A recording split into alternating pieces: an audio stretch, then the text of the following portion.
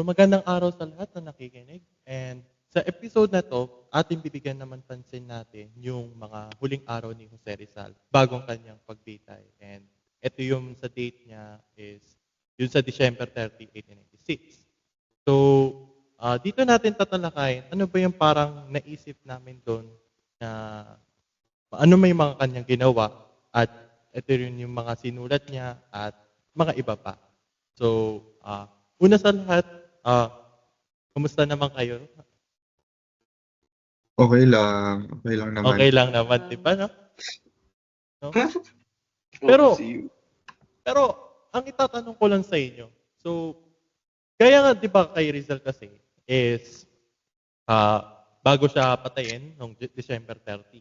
So, if you were Rizal, ano, ano yung parang, let's say, mga last day na gagawin mo? So, Last days. oh, kasi si Sino mauna? Rizal, kasi more on, medyo restrictive nga, di ba? And alam mo naman, pag nasa presinto, restrictive. Pero let's say, tanggalin natin yung restrictive. So let's say sa ano kayong last day? So, ayun, let's say, pag last day, actually, marami rin ako naiisip. Pero, una sa lahat, yung pamilya. So, dito rin yung pagpapaalam, di ba? So, ayun. And, kayo, ano man? Sige. Hello? Anong sige? Sige ako nga. lang. Magsasabi ako. Salita ako. For me, pag last days ko na, siguro first, kausapin ko yung mga pamilya ko. Mag-sorry ako sa kanila sa mga kasalanan ko. Tapos, siguro kakainin ko yung paboritong pagkain, syempre. Tama yun. Tapos, for me pag ako si Rizal, yung mga kayamanan ko, papamigay ko na yan. And, yun lang. Not really a lot of things. Peace of mind, basically. So, more on sa family tayo. Pero, yung iba. I think for me, I would write more scriptures about Philippine independence and boost morale of my Filipino countrymen kasi hindi mo naman alam na ikaw pa yung magiging Philippine national hero, di ba? Nung mamamatay naman siya, hindi naman natin akalaing siya yung magiging national hero ng buong bansa. More than that, hindi nga siya kasali sa katipunan. But also, if I were Rizal's foot, magpapakasal din ako the night before, magpa-execute. Tama. Sabi, syempre, di ba, pag mahal mo, papakasalan mo. Pero still, Siyempre, last day niya Actually, yun sa sinabi mo magsusulat ka. Kaya parang may nabasa ako na yung may sinulat rin si Rizal about sa Mi Ultimo Adyo. Oo nga yun, Diba? para sa kanyang mga minamahal, di ba? Ayun yung parang pagmamahal ni Rizal sa Pilipino, di ba? And bago sa kanyang huling sandali. Yeah. Kayo? Ano yung tanong? Yung last day nyo, bago kayo mamatay, ano yung gagawin nyo first?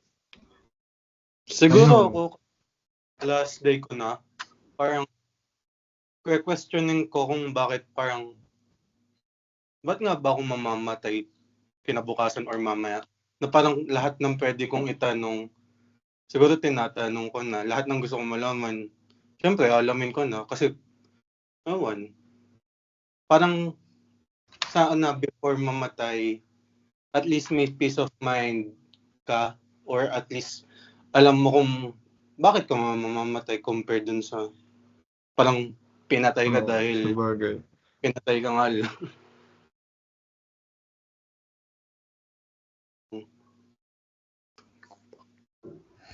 Ano pa? Meron pa ba? Si Albert. Sa akin, baka naman nakakalaya naman tayo, 'di ba? Sabi mo nga. So baka gumala na lang talaga ako, ikot-ikot bago mamatay, pahangin muna, gano'n. Tapos yun, papakasalan ko din siyempre yung gusto ko. Katulad ng sinabi ni Gavin. Tama Sayang yun. naman eh. Baka may Di ba? mahanap na iba. Oo.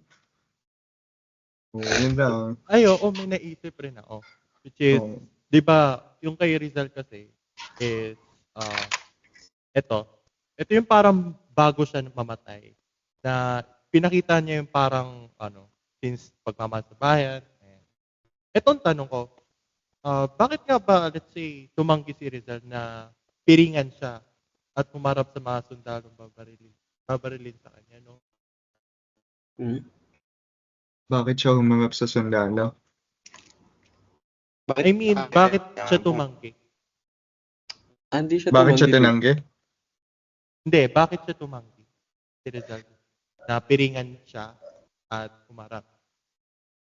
Di ba hindi siya tumanggi? Parang gusto niya nga nakaharap siya habang binabaril siya, pero sabi nga ng mga praile na dapat nakatalikod ka dahil tinalikuran mo yung mga Yun yung nga. mga kapatid mo. Yung So, parang ang sabi kasi is dapat kung pagkapatay sa kanya, dapat nakapadapa siya compared Kasi na nga, traitor sa bayan, gano'n. Pero in the end, nung pagka-baril sa kanya, finorce niya yung body niya na humarap pabalik sa kaya napahiga yung niya. Tsaka syempre, kailangan dramatic yung pagkamatay niya. Sayang naman din. Pero I have a question kung bakit si Rizal yung panakulong kasi parang iniisip ko at one point na did the Katipunan betray Rizal kasi sila yung pinaka-source no kung bakit na kulong si Rizal sa paggamit ng pangalan niya, sa mga litrato niya sa mga, yun nga, sa propaganda. So parang did the Katipunan have another betrayal of the Philippine hero? Ginawa kasi siyang pag-asa ng mga ibang Pilipino. Parang siya yung naging idol na nagsasabi na siya yung nag-advocate for peace rather than violent revolutions. Ako, may naisip ako. What if lang? What if kasi yun na masyadong nakikilala na yung revolution nun. So what if ginawa lang nilang scapegoat si Rizal, gano'n, na parang sa kanya, siya yung magte-take ng blame, gano'n ba? sa tingin ko pa, hindi naman siya yung ginawa na initial. Pero sabihin na may mga factual rin naman kasi na parang nag-start nga siya kaya nga siya napadala sa dapitan, 'di ba? Nung ginawa niya yung La Liga Filipina, kaya nga siya napadala sa dapitan kasi nga yung mga ginagawa niya is parang against dun sa Spanish colonialism dito sa Pilipinas. Kaya sa tingin ko parang hindi naman siya naging scapegoat nung una, pero parang siya yung ginawang frontman habang tahimik yung buhay niya sa dapitan, and ayun. Pero hindi ba nag-fight si Rizal na peace lang gusto niya? Oo, parang gano'n na eh. Tapos saka na napasa yun. Parang hindi niya nakapart siya ng Katipunan na parang hindi siya suportado sa Katipunan yung habang nasa korte siya. And napaisip rin ako na bakit nga ba nila ginamit si Rizal? Pero while Rizal was in imprisonment, wala man lang ginawa yung Katipunan na Oo nga, para ano. ganun na pagtanggol siya. The Katipunan was out of the story nung nasa mga end of life na ni Rizal. Bumabalik lang siya pag minimension na ng mga taga-korte, nung part ba siya ng Katipunan.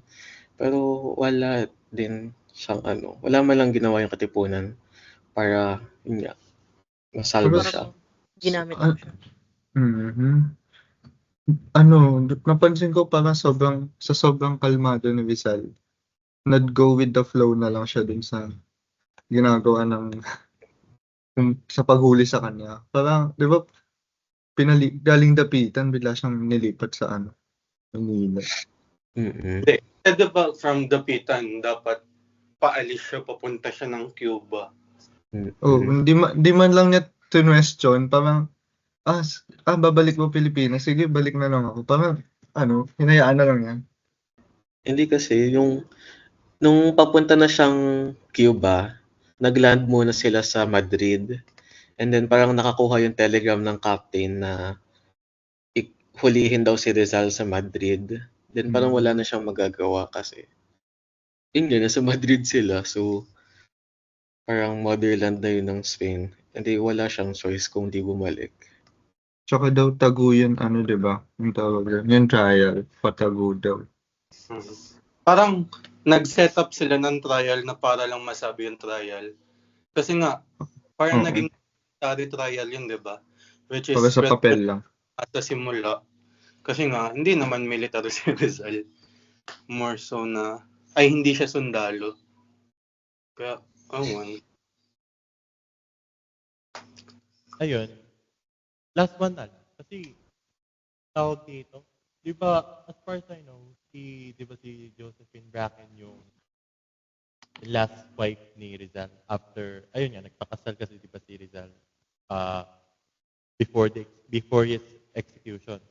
Now, the question is, so, ano naman yung nangyari kay Josephine Bracken naman?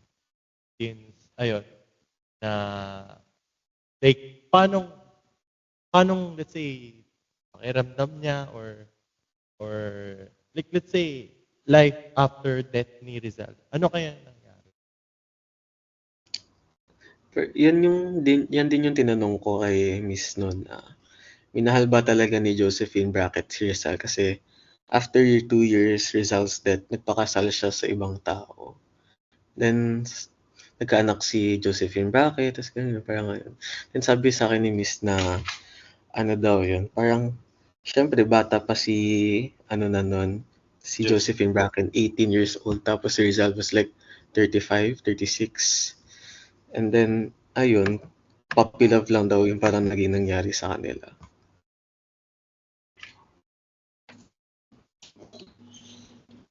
Tapos ito rin yung, like parang, yung ayun pa yung parang, pinili ni Rizal na maglakad kesa yung parang sinasabing, yung parang, let's say, sasakay na lang siya sa karo, tapos, instead na sasakay sa karo, gusto niya lumakad, tapos, hanggang sa Luneta, gano'n.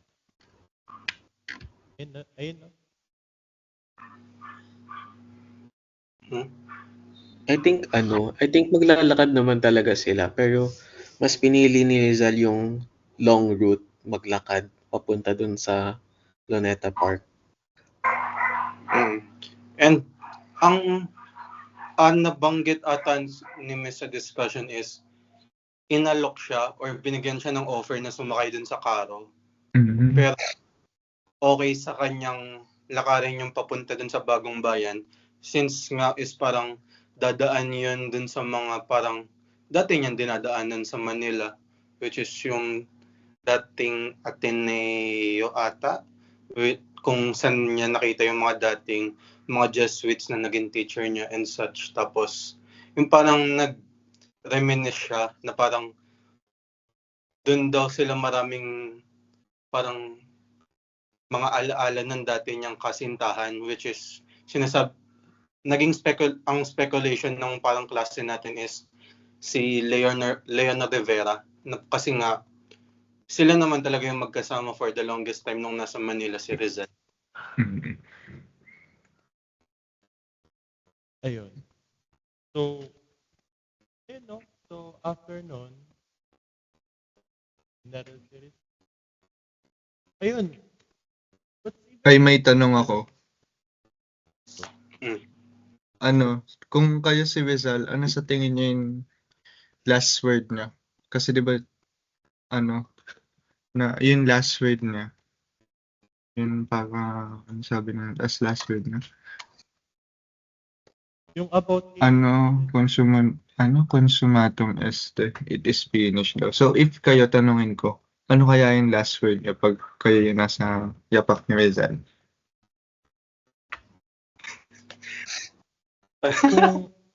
Ano? Kung ako si Rizal, ano yung parang last word? Bago ka barilin. Well, if Rizal is like more on, like parang patriotic, like to the point na may pagmamahal sa bayan. So, malamang, it's something that, like let's say, patriotic, like pagmamahal sa bayan, yung parang say, binubuwis niya yung buhay niya, and uh, let's say yung mga quote-unquote nawayan aking dugo na magiging uh, enhance of basta yan. I So, would agree naman din kay Isaiah na gusto ko magsabi ng something magpapataas ng moral ng bawat Pilipino to uprise yung rebellion, ganun. Pero at the same time, sasabihin ko sana if like gago ka katipunan, charot. Ano? Kasi sila naman talaga yung dahilan kung ba't ako papatayin, di ba? So, ayun. Siguro for me, some edgy quote na parang, I don't know, sulat. I wrote something. So, nakalagay is, you may silence me, but not the truth. So, Yun. something that has impact.